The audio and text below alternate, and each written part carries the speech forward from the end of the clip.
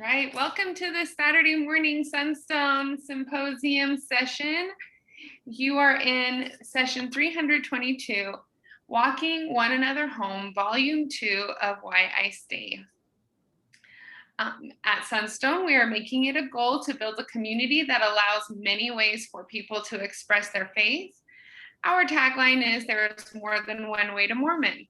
We invite you to help us build a community where all paths are given space to be better understood. Please support us in our mission by making a donation and subscribing at sunstone.org. After the symposium, Sunstone staff will edit, polish, and re-upload all of this year's session videos to the Whova app. It will take about 2 weeks for everything to be available, but once it is, every video will be available to watch and rewatch in the Whova app through the end of 2021. If you have any questions that you would like to ask the panelists, you can enter it into the Whova app and we will answer as much as we can live. And then any other additional questions, panelists can go in and respond to by typing a message. So, all right, a little bit about this presentation today. In the introduction to the first volume of Why I Stay, The Challenges of Discipleship for Contemporary Mormons, editor Bob Rees states, deciding whether to stay in or leave one's faith tradition is among the most difficult and soul-wrenching decisions a person can face. It is a decision that is at the heart of what has come to be called the Mormon faith crisis, which has highlighted why some, including those of younger generations, may find staying challenging. This session features contributors to the second volume of essays published in 2021 by Signature Books. Each gives thoughtful reasons for his or her decisions to stay.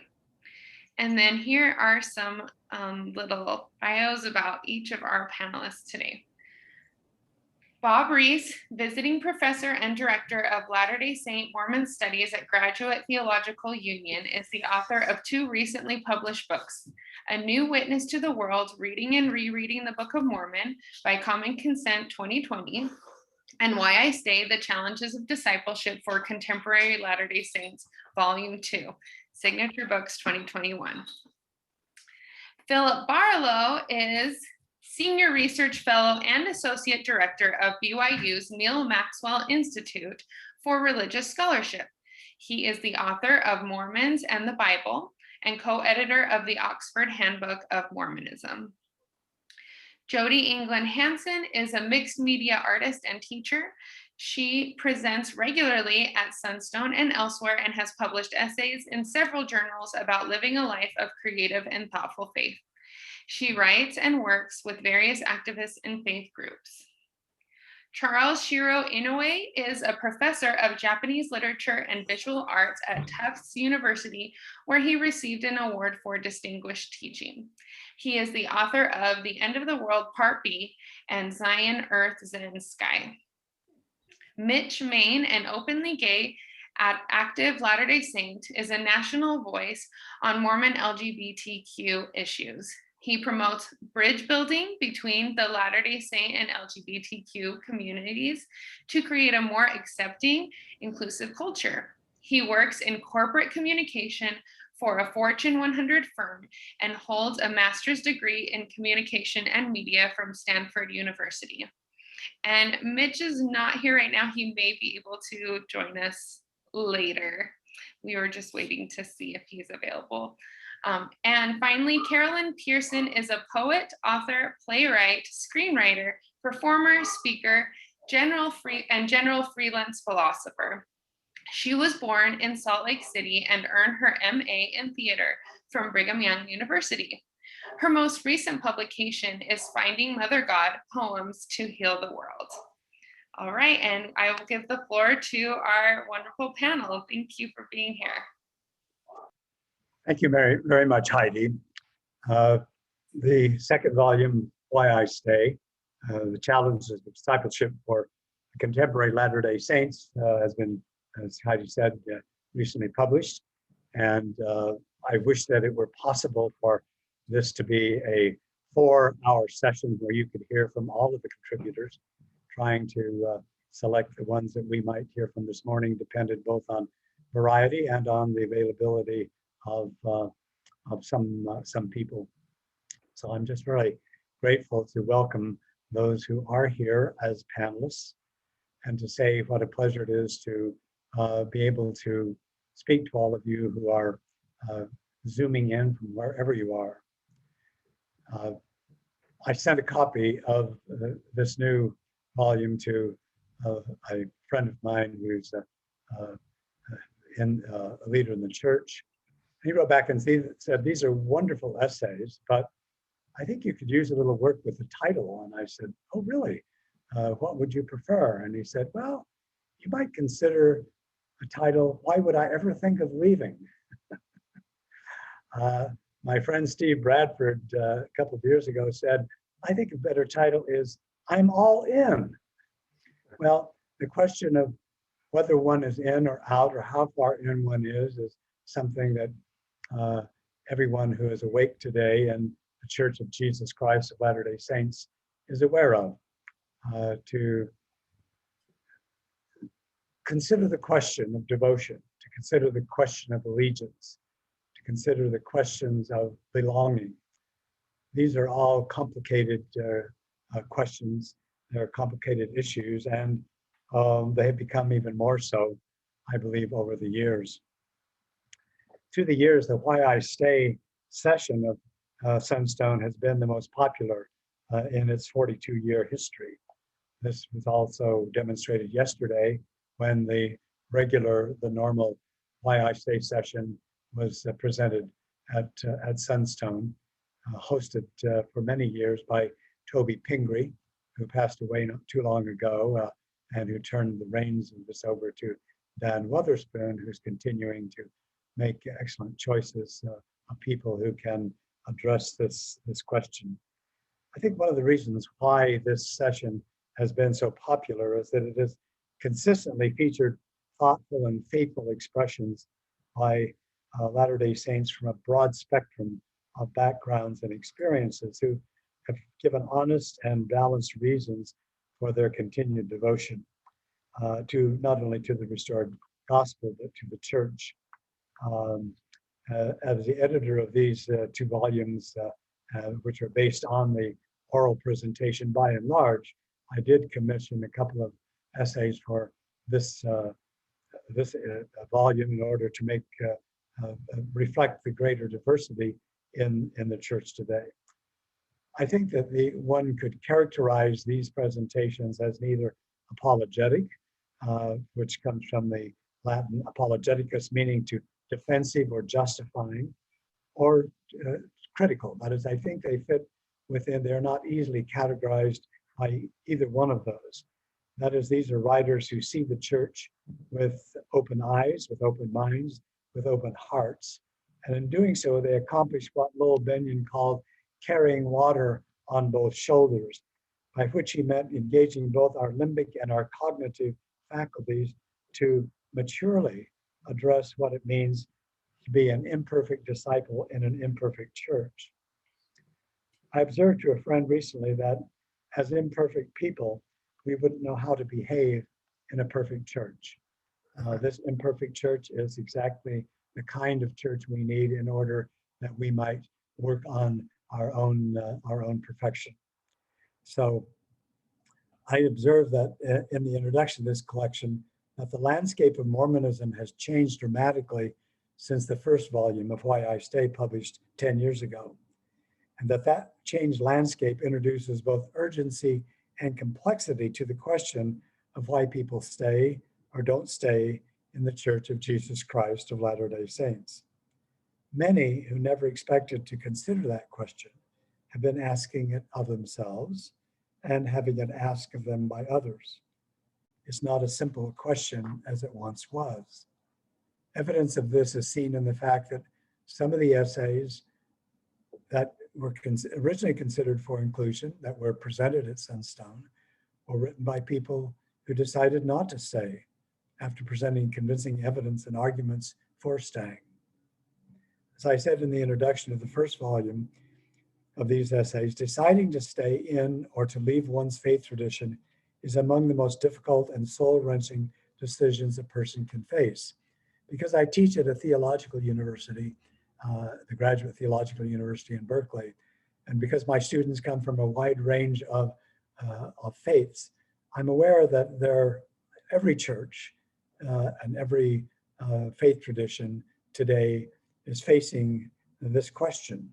And this is partly a result of an increasing secularism, also a declining, which means a declining membership in churches, and a greater ambiguity. That is, the number of people who consider themselves non-affiliated has grown, and the Pew Research Center shows that it will continue to grow over the coming years. So that this means that no religion is immune from both the internal and external challenges that commitment and devotion raise. The contributors to this present volume are not blindly nor blithely committed to Mormonism or to the Church of Jesus Christ of Latter-day Saints, but they are so with eyes wide open, aware that a commitment to any faith involves a recognition of human imperfection, including their own, and institutional errancy, ineffectiveness, and efficiency. They recognize that at times all religions, just like all individuals, do hurtful and even transgressive things. Beyond that, their mature discipleship helps them to recognize that any ultimate perfection, the crowning expectation of Mormonism, at least in the world to come, can only be achieved in and through an imperfect religion and in and through a broken world. That's by divine design. Today, we've asked some of the contributors to this volume to spend 10 or 15 minutes on the heart of their respective essays and on any new insights they have had since writing them. And I think that it's probably true that almost everyone who has thoughtfully considered the question of staying has not felt that it's totally resolved by having presented at Sunstone or written an essay on why they stay. That is, the world changes, the world of the church changes, and we change. After they've made their presentations, we'll have a kind of roundtable discussion on challenges in the contemporary church, and especially as we are facing the increasingly changing world of the 21st century. So we'll go in this order. First, Charles Inouye, then Jody Hansen, Mitch Mayne, who sent me a note this morning saying he'd been called into an urgent must-attend meeting, may or may not join us. If he doesn't, when Jody is finished, and we'll hear from Lynn, and then finally we will hear from Phil Barlow and go on to our discussion. And if those of you who are listening have questions, you have a way that you can submit those questions, and we will try to save time at the end to consider them. Charles, all the way from the East Coast, welcome.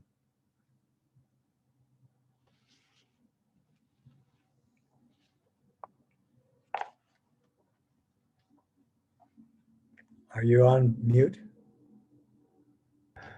Can you hear me now? We can, thank you. Okay. So it's a pleasure to be here. I'm grateful for the opportunity. I don't know what the weather is like there, but here today in Lexington, it couldn't possibly be better. It's cool, it's moist, and I feel for people who don't have enough water and are too hot. Why I stay? I stay because, having felt God's love, I want to keep feeling it and to share this connection with others. I know what God's love has done for me, and I feel a debt of gratitude that makes things harder for me in some ways. I say harder because staying means learning important lessons that will be upsetting, humbling, and difficult. They will deepen my sense of sorrow. In Japanese culture, sorrow is associated with thankfulness and beauty. If you or the gods do something good to me, I feel a kind of sorrow. This is captured in the word for thanks. The literal meaning of this word arigatou gozaimasu or arigatai is something like hard to exist.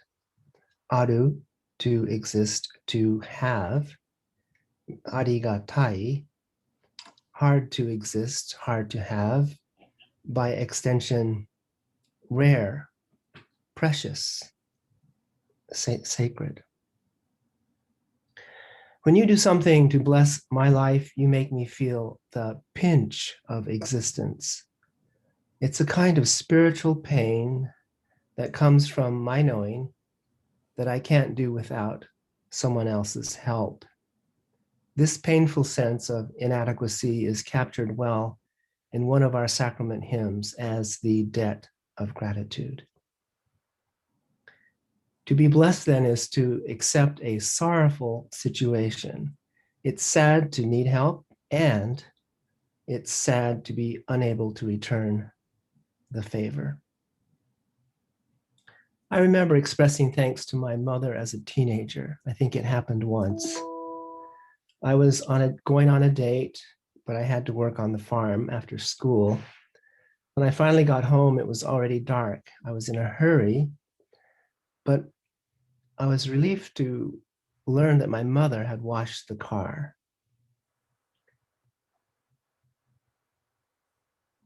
I remember feeling stunned by this act of kindness. I met her in the kitchen on the way out, and she said to me, Charles, there's no way you can pay your parents back for all the things they do for you. All you can do is be nice to your children someday. So if we're lucky, we live in a kind of gratitude trap. It teaches us mono no aware, the sorrow of all things. In Japan, this sorrow is aestheticized. It is the ground of depth and beauty, and its completeness comes as we understand our relationship to all things, mono. But what exactly does all things mean? At the risk of upsetting the apple cart, Bob, allow me to say that it means that there's no such thing as the I in why I stay. The Buddhist notion of anatman tells us that there is no such thing as the intrinsically existing self. Our connection to all things, this provisional self, teaches us that there is no intrinsic I. If there is an I at all, it is conditional, depending on many other things. Ask yourself, can there be me if there is no such thing as not me? The Mahayana philosopher Nagarjuna taught us that if there is no way to think of apple without non-apple, there is no way to think of going without a goer or a place to go from or to go to, then all things exist only conditionally. That is, all things have the quality of dependent co-arising, including any notions we might have about who I really am. The I that is considering staying or not staying needs to be understood in context. In the example I just gave you, had my mother not done something for me, I would not have felt the pinch of existence, and I would not have learned a debt of gratitude, the beautiful sorrow of the gospel. And I cannot truly learn anything in its separation from all things. The truths of the gospel cannot be learned in separation from a church or community of sorrowers. Without my mother's example, I would not know how to love my children. So, staying is not a matter of I, nor is it really a matter of why, of the many self-focused arguments or reasons we might have for enduring. In the end, there is only stay. But what is stay? Stay is not I. Stay is I am stayed. One of the important lessons we learn by staying is passivity. In the words of the famous post-war painter Higashiyama Kai, quote, "I do not live, I am made to live," end of quote. Who among us is the cause of his or her own life? Who among us clothe the birds or the flowers? Thus Jesus taught passivity. Agree with thine adversary quickly. Swear not at all. Resist not evil. Be reconciled. Love your enemies. Lay not up for yourselves. Be filled with light. Take no thought. Be perfect in the way that your heavenly Father is perfect. We do not save ourselves or perfect ourselves. We are saved. As the OJs put it, you don't need no ticket to get on that love train. Just jump on, invite others to do the same. We might think I stay, but the truth is I am stayed. As Paul put it, the eye sees through a glass darkly. But at some point we understand the need for passivity, and then we start to know ourselves as God knows us. Quote, "For now we see through a glass darkly, but then face to face. Now I know in part, but then shall I know, even as also I am known." How do we know God knows us? How do we know how God knows us? Only in passivity is there God, family, church, community, society. Only in surrender, in repentance, in Islam, is there peace, sorrow, beauty, and joy. From time to time, someone will bake us cookies, and someone will ask us to help them move their piano. If you're thinking of staying or not, don't think of I, which doesn't exist. Don't think of why, which will only reinforce your delusion. Think only of the sorrowful beauty of all things. Think of stay. Embrace the passivity of stay. Be a child. Someone stole your wallet. Give him your cell phone also. One of the things, thank you, Charles. One of the things that I would say recommends this volume of Why I Stay are Charles's beautiful haiku, which punctuate his essay and bring both beauty and truth in just such a significant way. So thank you, and I will try and see if it's possible, if I do a third volume, to leave out both I and I. Jody. Thank you, Bob, and thank you so much for that, Charles. That was really wonderful. I think back on when I gave this essay in Sunstone. It was 10 years ago, and 10 years ago, my husband and I had just ridden a century, 100 miles on our tandem. We would regularly do these epic bike rides, going from one temple to another. He would do rides that took him, say, from Nauvoo Temple to Kirtland, a 700-mile ride on the Lincoln Highway and back roads and canal roads. And I would support him in the week that it took him to ride that. But we had just completed one where we went from the Provo Temple to the Salt Lake Temple and all the temples in between on a tandem bike, self-supporting. And it had required a lot of prep, but as I said, I was probably in the best health of my life, in great shape, and how I wrote that paper seemed to align with that. It dealt with the complexity of serving with people who were different, the cherishing of such important aspects of my Mormon experience, being raised and coming from so many generations. Well, within weeks of giving the paper, I was diagnosed with breast cancer and started treatment, had several surgeries and treatment. And as I read over the essay 10 years later and thinking of that, it all still applies, but on a different level, on a much more transformative level. Just to explain a little bit about how the basic premise of how cancer treatment works, at least the treatment I had. I'll just focus on one aspect of the treatment, which was radiation. And the way it works is the radiation hits all the cells in a specific area and it destroys them. And the healthy cells are able to rebuild. The cancer cells can't.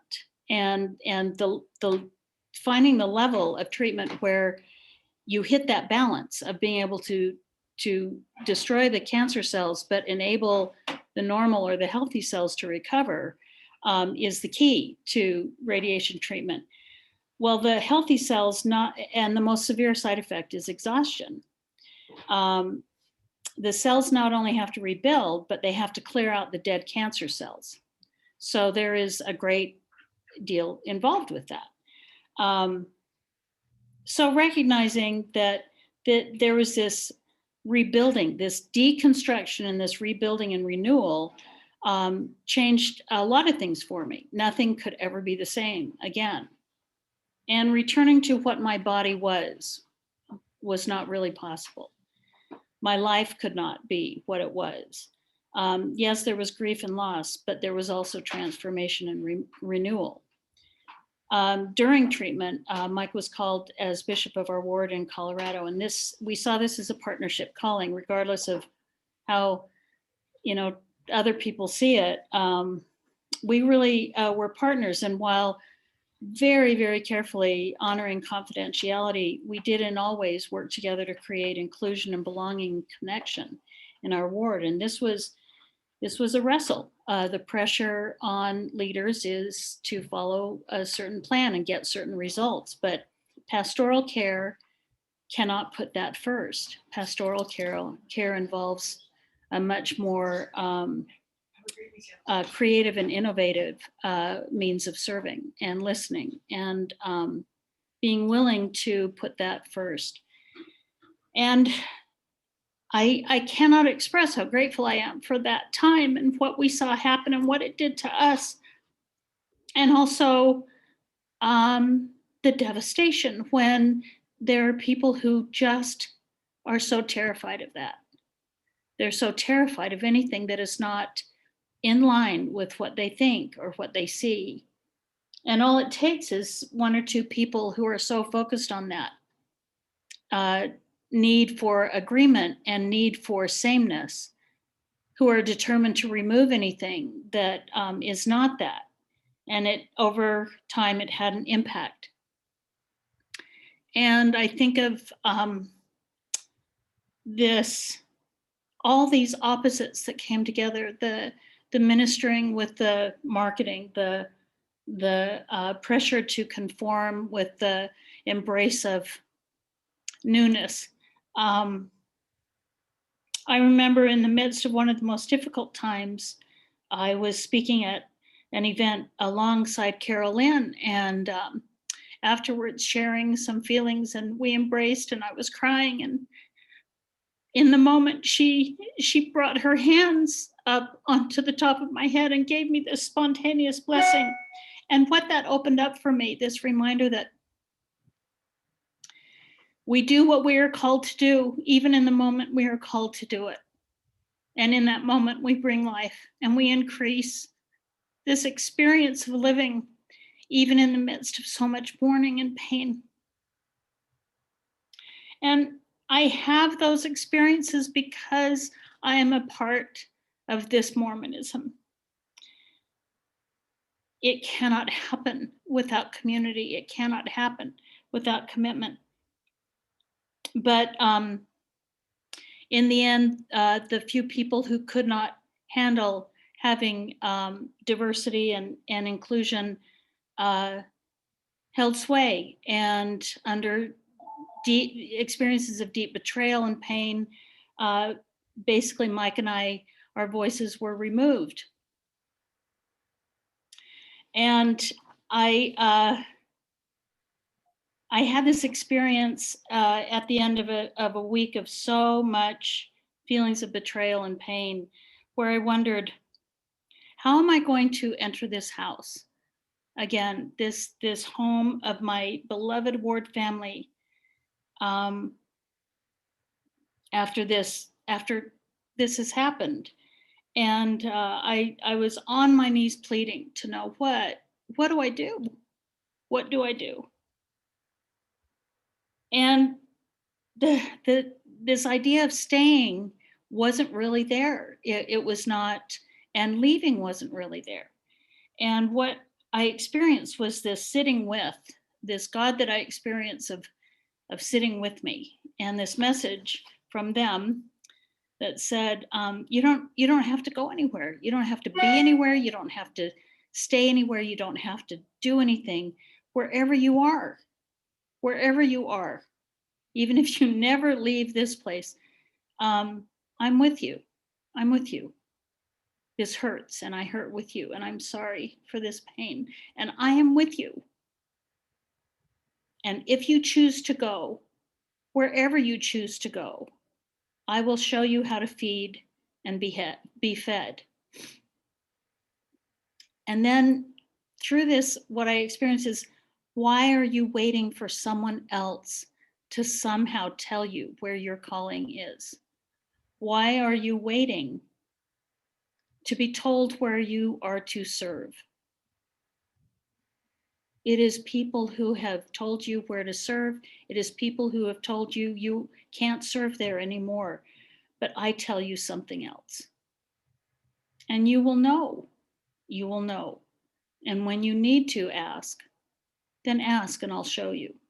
And what happened is this experience of being connected transformed into a very deeply personal service, so that almost each day it was just kind of checking in. It's, what is my calling today?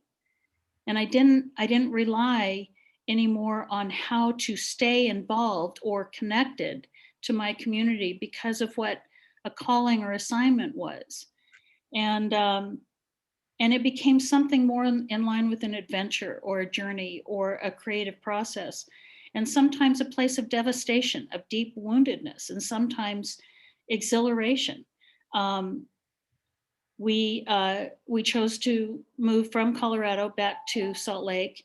And as I was looking for a home, we came to this area here in Olympus Cove, and the house that I was looking at was just in so much need. It was 60 years old. It had never been updated. It was overpriced. It was, everything in the yard was dead. But I stood here and I'd turn around and I'd look at Olympus. I'd look at the mountain, and something just spoke to me. And it was just said, this is your home. This is where you will belong. And the work begins. And I didn't want to remodel another house. I didn't want to do the work again, but it called to me, and it involved so much to transform it into a place that we call a refuge. We have gatherings here, but it's something we created. It wasn't something that someone else told us how to do it. It's something that we created and that works for us. And we plan on never moving, but I don't consider it a place where we stay. It's a place where we live and transform and create. So that's been a big impact on how I see what I wrote then and how it's transformed into something new. Some other aspects, I spoke in my essay of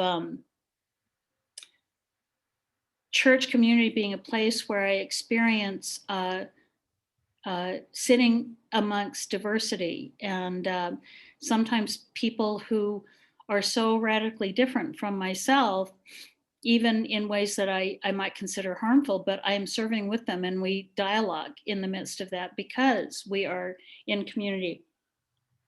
Well, a lot of things over the past 4.5 years have confronted that on a much deeper level, and learning how to come from a place of deep love, even when people are supporting things that I know are deadly to those I love. I work a lot in suicide prevention, and so much of what is happening in community and politics impacts that. And then the pandemic that we are still in the midst of. It's not over. Jody, could you take another minute and close up? Yes. Thank you. So just creating a place where people want to be in community, I think, is one of the greatest aspects of a calling. Just to kind of highlight one way that things have really crystallized for me. Recently, I went to Kansas to be a witness in a membership hearing of a good friend, and I had followed all the rules for it. All 5 of the women witnesses are members in good standing, and we have temple recommends, and we came prepared. We had signed agreements to enter only with our notes, and yet we were locked out. We were locked out and treated as criminals because police were waiting to insist that we leave, even at the time that we expected to be entering the building. And what was clear to me at that moment is that any value or action or power connected to my membership cannot hinge on what anyone else sees it as, because the men in that building had no respect or honor or value of any aspect of my life as a member. It had to come down to what I had created and what I felt connected to. And that is the case over and over. Relying even for a moment, hinging any action that I take or make on the actions or words of another person, and solely on the actions or words on another person, even if it's inspiring, will never carry through. It is not transformative. That is a list to check off. The power of my community and the power of what calls me into connecting to this community cannot be a list to check off. It is not how I grew up here. It is not what calls me to this. So I turn again to the words of Enos that I turn to when he is saying, how is it done? And I have to let go of knowing exactly how, and just be in the experience of choosing belonging and connection with the LDS section of Mormonism, as well as the larger Mormon community, which then helps me learn to be part of making a difference in the transformative work of creating new heavens and earth for the entire world, now and forever. Thank you. Carolyn?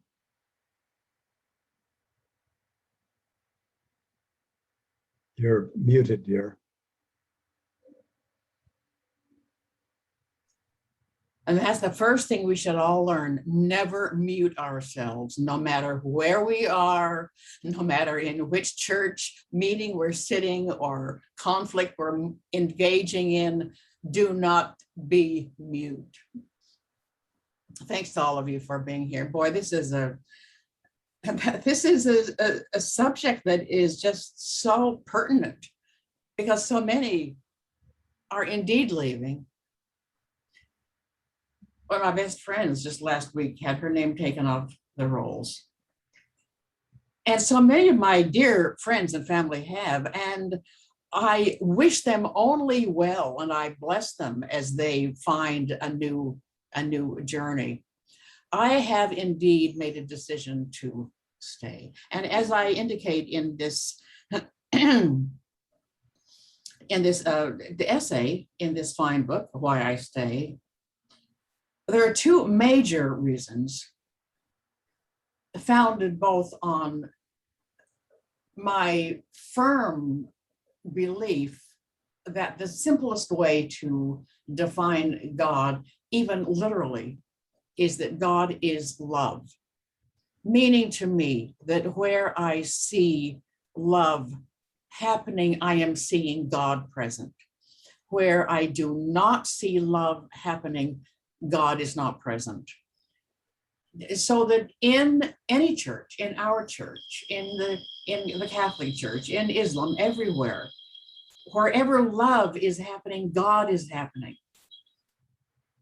And any relationship, whether it's been, quote, sealed by the promise in the LDS Church, or totally over here without any of the vocabulary that we use. If love indeed is present, and if in a heterosexual union, a homosexual union, there is true love, that's where I believe that God is. So that is the first reason that I indicate in this little essay. The first reason that I stay is that within this church that to me is sometimes so strange and sometimes so crazy making, nevertheless, I pretty constantly see a lot of love happening there. And consequently, to me, that simply means there is a lot of God happening here. The second reason that I write a little bit about in the book is that in those places in our church community where I do not observe love, I have a perfect opportunity to create more love there, and consequently to create more God or godness or goodness within our organization. And that truly is the major flow of my reasoning for staying. Just last week, I had a very interesting synchronicity that pertains to all of this. We had all of us received another email from Bob giving us a little further instruction on what we were to do. And then I immediately went to my other email and found an email there whose subject line read, "Thank you for not leaving us." And I thought, okay, this is important. This is a lovely synchronicity. So I'm going to read just a part of what this woman wrote. Her name was Maria. "I finished reading Goodbye, I Love You last night. I could not put it down. Well, she says, my dear Carolyn, so much, just so much. I'm overwhelmed by it all. The thought that came to me this morning was a deep and emotional gratitude that you didn't leave the women of the church. You could have.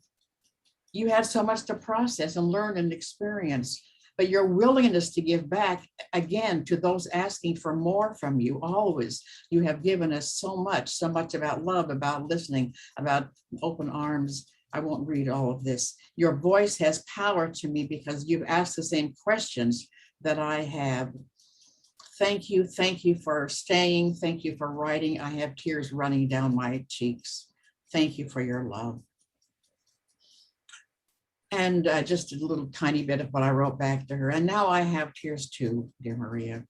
So grateful for your beautiful words. You have articulated precisely why I do stay. When I first became, quote, known through beginnings, I received an outpouring of gratitude, particularly from women in the church, gratitude and frustration. They were so grateful to see that there was a woman who had a voice when they were voiceless in this organization. And yes, I have used my voice, even when it seemed dangerous to do so. I have been well protected and well rewarded. On the few occasions when I have felt that I should just leave this beautiful and hurtful church, I never even got close. How could I leave my women? So I have had so many opportunities to assist in creating love, inviting God in,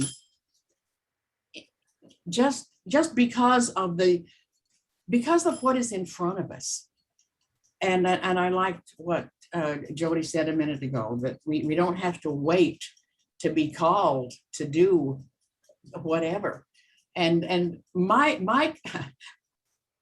I was a freelance philosopher is how I was introduced, which I am. And in my ward, I'm kind of a freelance server. I'm ministering sister to 5 women. But what I always do is just kind of look around and say, oh, that feels like it has my name on it. And I just kind of move toward it. Now, I did drop out of the church for 9 months once. And that was when it dawned on me at the end of the campaign that the church was creating around the Proposition 8 thing in California. When I saw what that really was, I thought, I can't go to church next Sunday. I can't. If this is who we are, I can't do it. And so actually I did not go to church for 9 months. And during that time, I saw my dear stake president. I and the stake presidency had formed a tremendously strong unit of talking and finding ways to help in our stake. But at a social occasion, he and I spoke, and I ended our conversation by saying, President Criddle, if you can find a way in our stake to do something to bless the lives of our gay people and their children, their families, I'll come back and I'll help you do it.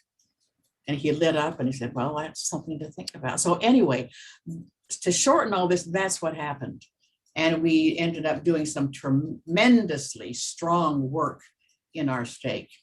And the day after Colin asked me, the stake presidency asked me to help them figure out how we're going to proceed. The next morning, I just walked up to church. Everybody loved me. I'm such a weird person. I am really loved in my ward. Last Sunday, I went up for the second time in person, had been there on Zoom. And I just realized, looking around at all these excellent, truly excellent people,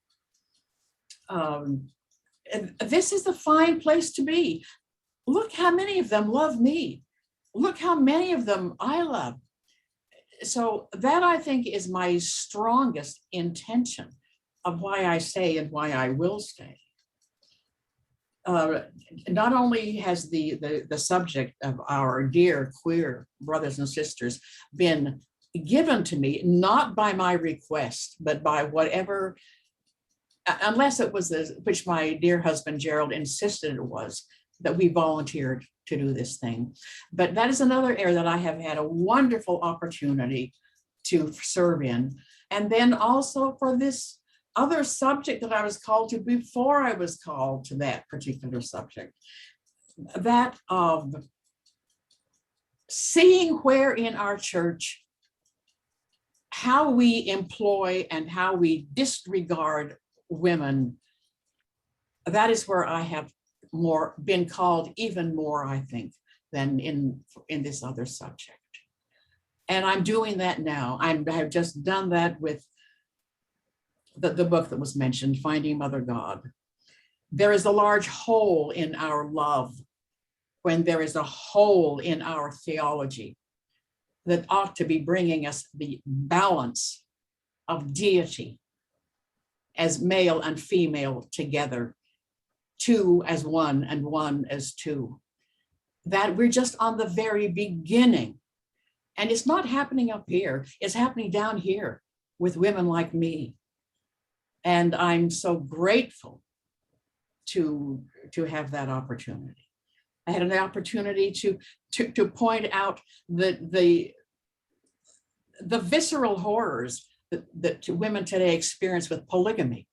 I have that opportunity. How could I give up that opportunity? So all of us could go on and on with our particular individual stories, but I will just end here by saying another reason I stay is because I am allowed to stay. The love that my ward and my stake and my officers have for me is not in question to me, nor the appreciation that they have for me, or the support for the kinds of things I'm doing. But one reason that also I stay, and then I'll be very happy to participate in what questions might be coming, is that I don't entirely stay. I do stay in all of the good, correct ways, and I love that. But I also stay, I also move. I do not take with me the things that I do not believe should exist in the church that we call ourselves a restored or a restoring church. Every 24th of July, I put out on Facebook my traditional gift of my poem, Pioneers. And I should like to read that to you. You know, last Sunday, we were singing, Come, Come, Ye, we started to sing Come, Come, Ye Saints. And I said, I don't need this book. I have sung this song 240 times. So I put the book down and I looked up at Miriam, our excellent chorister, and I just sang to her every verse perfect. And afterwards, she and I spoke, and she said, I saw what you did. You were the only one that was and I said, you should give a talk about that, Miriam. We should stop being so reliant on our books. Well, that's totally over there. But pioneers, we should always be pioneers. Whether we stay or whether we leave, pioneering should not be an option. And here is my personal contribution to that. My people were Mormon pioneers. Is the blood still good? They stood in awe as truth flew by like a dove and dropped a feather in the west. Where truth flies, you fall, if you're a pioneer. I have searched the skies, and now and then another feather has fallen. I have packed the handcart again, packed it with the precious things, and thrown away the rest. I will sing by the fires at night out there on uncharted ground, where I am my own captain of tens, where I blow the bugle for morning prayer. Bring myself, map out the miles, never know when or where, or if at all, I will finally say, this is the place. I face the plains on a good day for walking.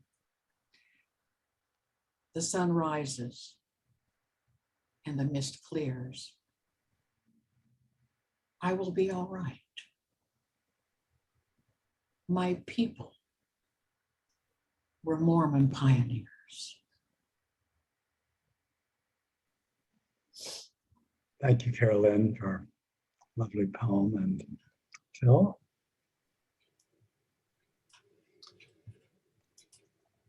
I've heard you recite that before, Carolyn, and it strikes me as more and more powerful that the more I hear it. I'm so glad that you have the wisdom and the courage and the faith, confidence to keep giving that to us. Thank you. I was actually, I'm reinforced in listening to each of you this morning in a thought I had this morning earlier when I was contemplating my partners on this panel who I'd be keeping company with. And I was provoked, not for the first time in my life, but provoked particularly this morning and through what I know of your lives, Jody and Bob and I are old pals. Carolyn, I've been a groupie of since the time I was young, and have been in your proximity and even spoken on a panel with you before, but haven't had a chance to talk with you directly. And Charles has just published Zion Earth, Zen Sky with the Maxwell Institute, and writes like he talked this morning. So I think we'll all be invited to read more, and I've enjoyed my initial glimpses into such a capacious soul and mind. So I'm very pleased to be here. And thanks, Bob, for your orchestration of this. But thinking about you all this morning made me contemplate the importance to our faith and to our resilience in life and in connection with the church, the importance of imagination, which I think needs to rate higher on our conception or list of virtues as we try to respond to the gospel or explore what the gospel is. I used to teach a class when I was back in Indiana at Hanover College on the history of biblical interpretation. And I'm a fake at that. I know a little bit about the Bible, but I'm formally trained as a historian of religious stuff. And I teamed with a genuine biblical expert, and we co-taught this course on the history of biblical interpretation, which daunted us appropriately. How are we going to do that? After some discussions over the summer, we collapsed the class into the history of the interpretation of the 3rd chapter of Genesis, because that could exemplify how people had construed and gone about interpreting the fall of the human race, as it's called in the mainstream Jewish and Christian tradition. In the whole history of the interpretation of those passages, Joseph Smith, through some of his own words and through some passages in the Book of Mormon, has a virtually unique, sharply distinctive and virtually unique notion that has come to us, that Adam and Eve had to encounter contradictory commandments. Adam means, in its the background of what that word means, man, meaning humankind, man, of the earth, of the red earth. So humans ought to be humble because they come from humus, the earth. And so he symbolizes men in some ways, mankind or humankind in other ways. Eve means mother of all living.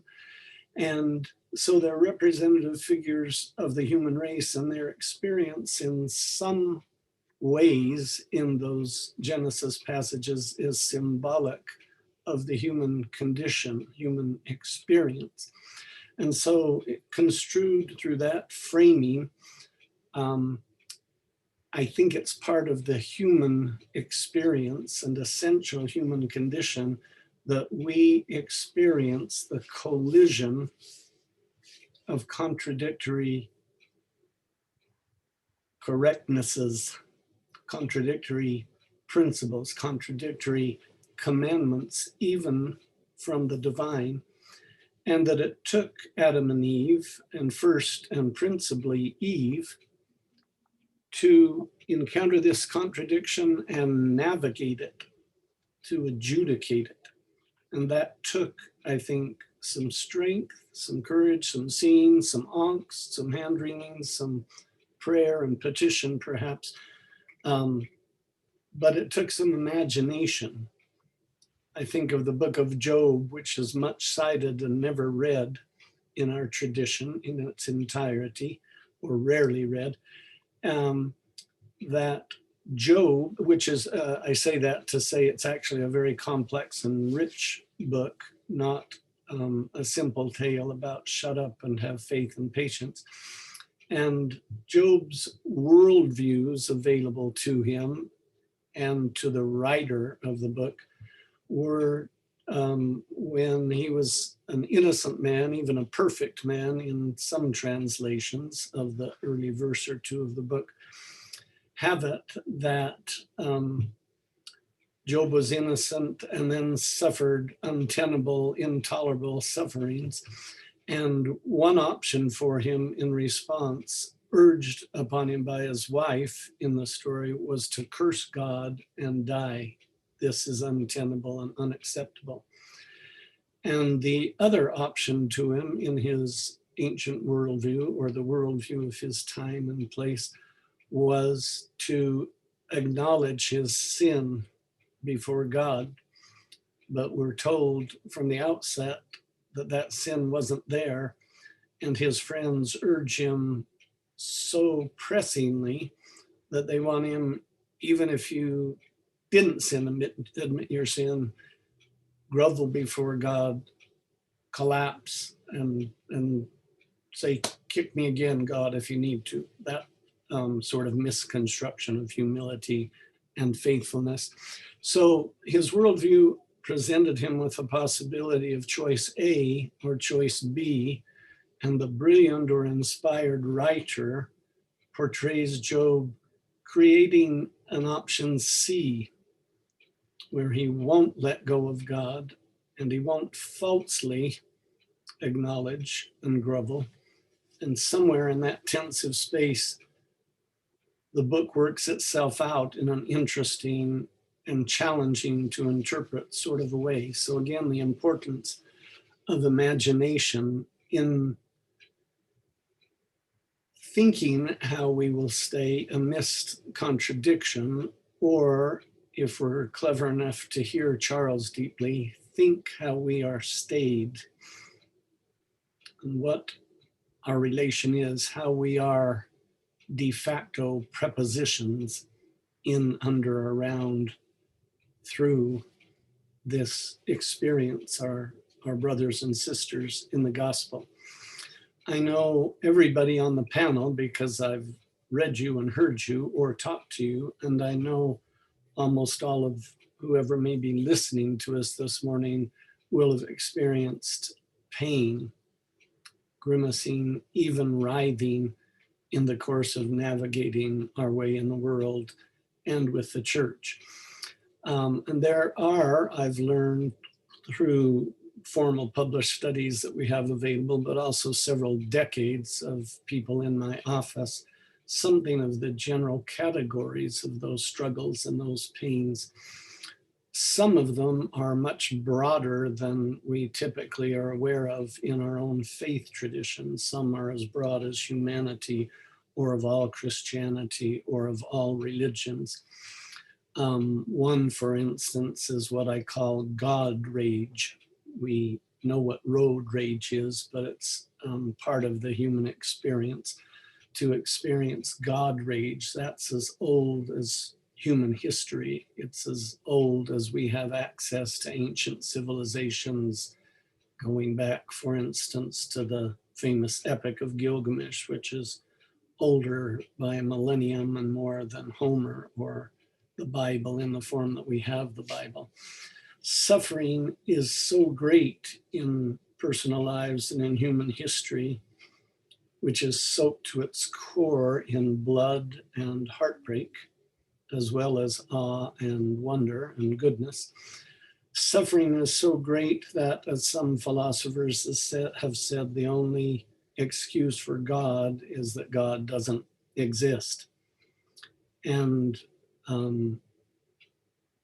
one can examine philosophy and theology, one can look at multi-volume encyclopedias of unbelief, and there's a whole lot of expiration for the expiration of belief and faith. But the champion, the most dominant reason, is the breadth of inexplicable and unacceptable, intolerable human suffering. The problem, however, when one tries personally or as a philosopher or a theologian to dismiss religion on the basis of the extent of human suffering is that religion itself arises in response to human suffering. That's part of how religion came to us. And that's true of the origins of Christianity. That's true of the origins of Islam. That's true of Buddhism's first premise, first great and noble truth. It's true of ancient Judaism. That takes a little historical work and textual work to understand, but it's real, it has to be grappled with, but it's part of why religion exists as much as it is a common reason why people leave it. Another problem that's much broader than our own tradition is the apparent silence of God. Why me, God, and why aren't you speaking? And some people claim that you do speak and there are prophets round and about, but I don't hear you and I'm in pain. But while we can't explore that in any depth now, I used to teach an entire course, again, back in Indiana, called Silence and the Experience, or rather Religion and the Experience of Silence. And let us just suffice to say here that silence is not nothing any more than air is not nothing. It's sort of broad enough to be everything in a certain sort of sense, and it takes some training and thought. So narrowing into the Latter-day Saint tradition in my last couple of minutes before Bob yells at me, in my office over these decades, there are certain categories that we're all grappling with and that people are bothered by. Many feel judged and experience untoward shame in our midst of brothers and sisters.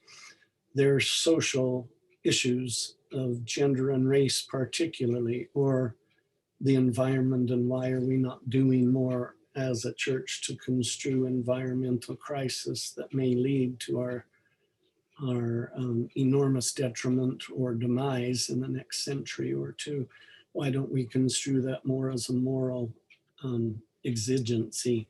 Some of the issues, of course, are historical or have to do with Book of Abraham or Joseph Smith's personal life.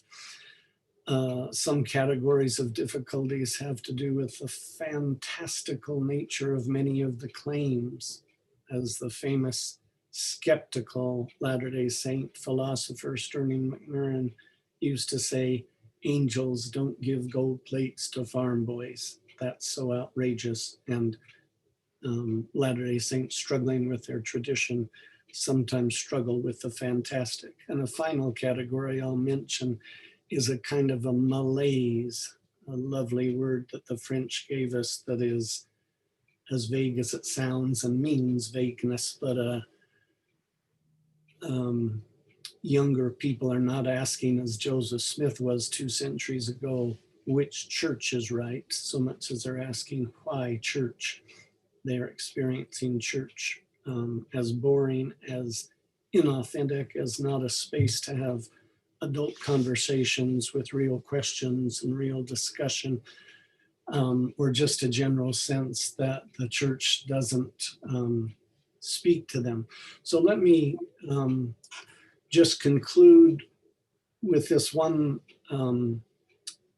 penultimate thought, and that is a great deal of this hinges, I think, on authentic concerns and authentic questioning that needs to be addressed authentically, and yet also on a very common misunderstanding of what the church is and can even possibly be. Some construe in their sense of betrayal with the church, and sometimes that there are aspects where that can be legitimate. But some construe that the church should essentially be correct in all its doings, allowing for a little bit of humanity because we're possessed of prophets and apostles and priesthood. But I think inversely to that, I construe that the church is made entirely of human beings, from Joseph Smith all the way to me. And just pause for 5 seconds and try to contemplate the implications of that. It means that we don't get a magical King's X absence or antiseptic purity from all the human things, which means inappropriate lusts, and it means, according to Joseph Smith, unrighteous dominion will be common. It means probably sexism or presumption, authoritarianism, anti-intellectualism, racism, superstition, dullness, laziness. It can mean, and does sometimes mean, all the human things. The church is made up entirely of human beings who are trying to respond to the divine with which we've been touched in faith. And that's a noble enterprise. The word church is a translation of the Greek New Testament term ecclesia, which comes from a Greek word that means called, to be called, and the ek means out, to be called out. And what are we to be called out to, or what are we to be called out from? With rigorous thought, with imagination, with curiosity, prayer, reading, and talk with each other, it's possible, in my judgment, which is part of why I stay, to recognize that the church offers profound answers to that question. And ultimately, it goes in the direction of comments we've already touched on from others. Love. What does God do for a living? Nietzsche, Friedrich Nietzsche, the untamed, brilliant, eccentric, crazy person philosopher, said, it's my ambition to collapse what all the great philosophers have written in books and books and books into 10 pages, no, into 10 lines. Joseph Smith's conveyance in Moses 1:39 for what God does for a living is something of a miracle, I think, or a revelation. What I do when I get out of bed in the morning, God is cast as saying, this is my work and my glory, is to love, to lift others, to bring to pass immortality and eternal life. And we're invited to do what we can in support of that mission. So I'm going to end with a poem just so I can be more like Lynn when I grow up. This one is from Mary Oliver. Of the world she inherited before her passing, she wrote, I have refused to live locked in the orderly house of reasons and proofs. The world I live in and believe in is wider than that. And anyway, what's wrong with maybe? You wouldn't believe what once or twice I have seen. I'll just tell you this, only if there are angels in your head will you ever possibly see one. Thanks. Thank you, Phil, and thanks all of you. Your reference to Job makes me think of Robert Frost's wonderful line, short poem. I turned to speak to God about the world's despair, but to make matters worse, God wasn't there. God turned to speak to me, don't anybody laugh. He found out I wasn't there, at least not over half, which is one of the reasons why I think Robert Frost had what he called a lover's quarrel with the world. And I think that characterizes my relationship with this wonderful, sometimes maddening, always challenging, but enriching church. A lover's quarrel with the church, but it is a lover's quarrel. And I think we've heard the beauty of the different ways in which people relate to the idea of staying, the multiple ways in which that's possible in this diverse world. And I invite you to read all of the essays in the volume, including the complete essays of those who have shared their view today. One of the contributors who withdrew her essay from this collection because of the church's policy on same-sex marriage and their children gave me permission to quote from her essay. I was deeply touched by what she had written, including a reference to a wonderful poem by Philip Larkin called Church Going. And a poem, the speaker stops at a parish church in rural England. He's clearly no longer as a believer, regards the church almost as an anthropologist would, examining and contemplating the various artifacts, including the matting, seeds and stone and little books, sprawlings of flowers cut for Sunday, brownish now, some brass and stuff up at the holy end, the small, neat organ, and a tense, musty, unignorable silence. He concludes, the place was not worth stopping for. Yet stop I did. In fact, he says, I often do. And always and much at a loss like this, wondering what to look for, wondering too, what, when churches fall completely out of use, what we shall turn them into. When I was on mission in the Soviet Union, they turned all the churches into museums of atheism. What should we turn them into? And then he asked the ultimate question, and what remains when disbelief is gone? What indeed? We all believe something, even if it's nothing. And when disbelief is gone, we indeed will have no hope for humanity, because disbelief exists side by side with belief.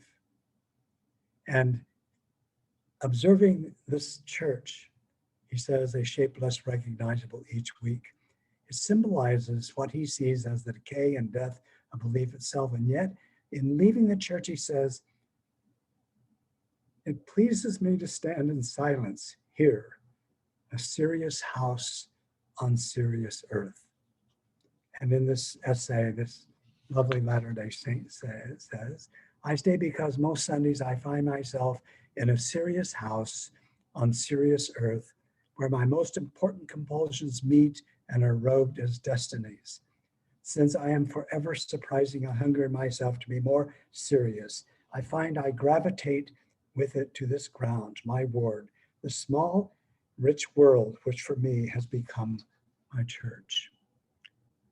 I am saddened by anyone who no longer finds their serious house on that serious ground, but I go hoping that I might, as my brothers and sisters here today, might help make it a place where people come to find some relief, some solace, some inspiration, some imagination, some joy, and especially some love. We appreciated this time. Heidi, I don't know if we have time for any questions or if there are any. It would surprise me if there were not. Thank you so much. Yes, we have about 9 minutes. We have a few questions.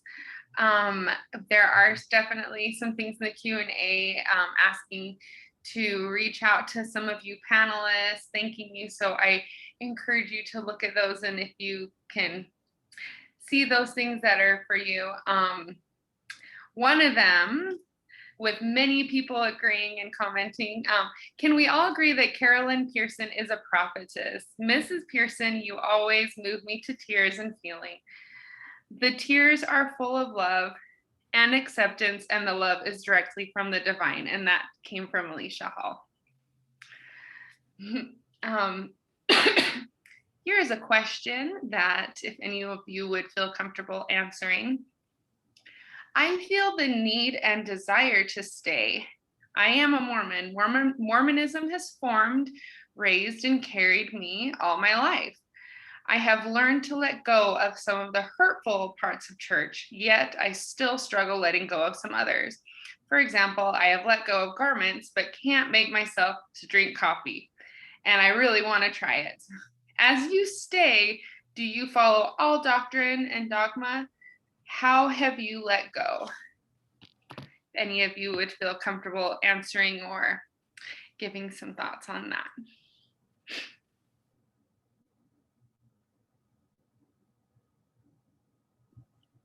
I hate coffee. I can't stand the smell.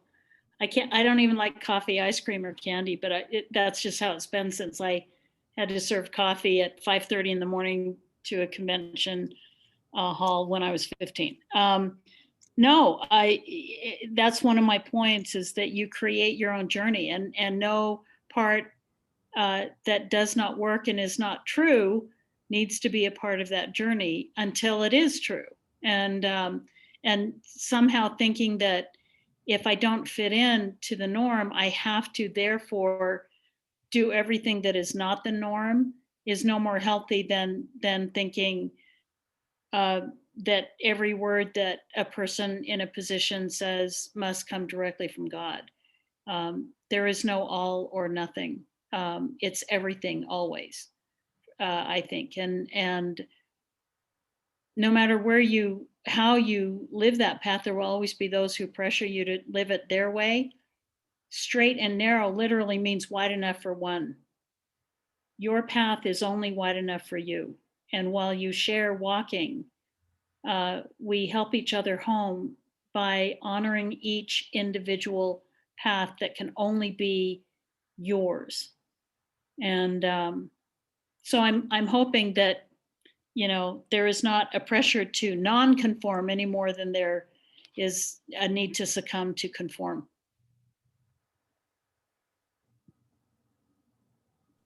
I think most people would be surprised if we could do an X-ray of the heart and minds of each person sitting in a chapel on a given Sunday, to find how many people there are there who doubt, how many people who are there who wonder if they should be there, if they are worthy to be there, the ones who have discarded certain aspects of a religion or of a practice. If we could see that, as I think God sees it in love, we would welcome everyone to come to this place we call church, this big tent that Jesus has made and which he is calling us all to. So if you find any reason for staying, that's a good reason. And if you can't find a reason for staying, look. I've got Adam and Eve on my mind this morning because they came to mind again in responding to this, but it's possible to interpret the Hebrew behind Adam and Eve partook of the tree of the knowledge of good and evil. It's possible to interpret that as they partook of the tree of the knowledge of good and bad. So the project for humanity in becoming human isn't merely moral good and moral evil. That's certainly at the epicenter of the enterprise, but construed that way, what we're invited to do as human beings is to discriminate quality, the nature of things, good things from bad things, maybe aesthetically, maybe in making beauty or ugliness, or the entirety of our existence, to discriminate better and worse quality of things is what we're invited to do as humans. And because the church is made up of human beings, we will encounter that inside and outside the church. So one could even construe that it's an essential part of the gospel to engage and discriminate the good from the bad, the wheat from the chaff, in life and in the church. And there's no, we sometimes hear cafeteria Mormons mocked or people counsel against being a cafeteria Mormon.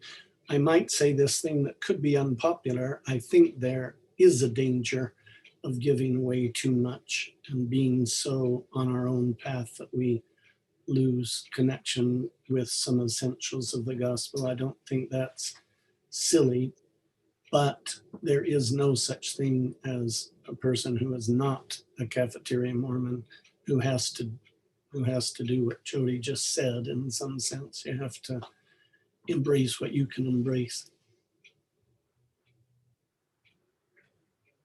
Charles, do you have a haiku that might fit here? You one of your haiku, I just came to my mind as it did last Sunday when I was partaking of the sacrament for the first time after how many ever years I've done that. That a line from one of your haiku, I have a place within his heart. Hmm. I don't know if that's You know, I always hate to say anything about in answer to a genuine question because I often think that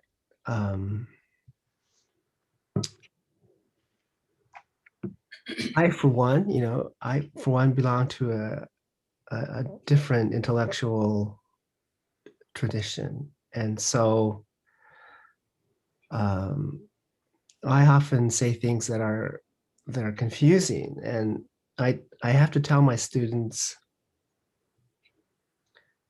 temporary confusion is good. If they feel confused by what I'm teaching them, that's probably a sign that they're learning something. On the other hand, permanent confusion is probably bad. With regard to the question of commandments, you know, I just don't think we're smart enough to live without commandments.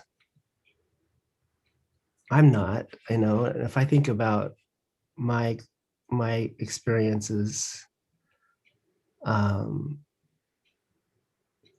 reason we have commandments is because it takes us so long to come up with an understanding of how life should be, so that when we finally come around to it, then we're probably so beat up by then that there's no life in us left. So the commandments are kind of a great shorthand, you know.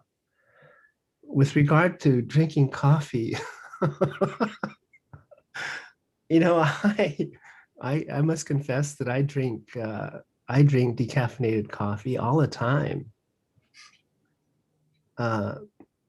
Probably because as I get older, I appreciate bitterness more. I don't know about what it is about bitter, but maybe it's maybe it's covering over the subtleties of things. But you know how we have this debate in our culture about whether or not you drink Coke. People drink Coke because they think it's fine. And the only difference between Coke and, well, you say, well, it's the hot part of the hot drinks. It's not bad. It's the devil's temperature, as it were, if you watch that television show. But, you know, there's no consistency. There's no argument that's made that, you know, if it's a matter of temperature, then iced coffee should be great for you. I mean, what's the difference between iced coffee and drinking a Coke? I don't know the difference. I see Heidi's brow. So on the one hand, I'm saying to you, take the commandments very seriously, but on the other hand, I think you need to I don't know, I hate to use the word reasonable because I don't know that reason is our deliverance, but let me put it this way: don't be proud about keeping the commandments. They're there to teach us things, so learn from them, but don't be proud about it. Don't make the my goodness, don't make the commandments your reason to have faith. That's ridiculous. Heidi, I know that you're nervous about closing this session and staying within the time, and you've done a wonderful monitor, so we'll turn it back to you. Thank you, Charles, and everyone for participating in this session, and everyone read the wonderful essays these people have written. Thank you so much, and thank you for those responses. More questions came up, and please continue to put questions in if you'd like. Thank you, and enjoy the rest of your day at Sunstone, everyone. Bye.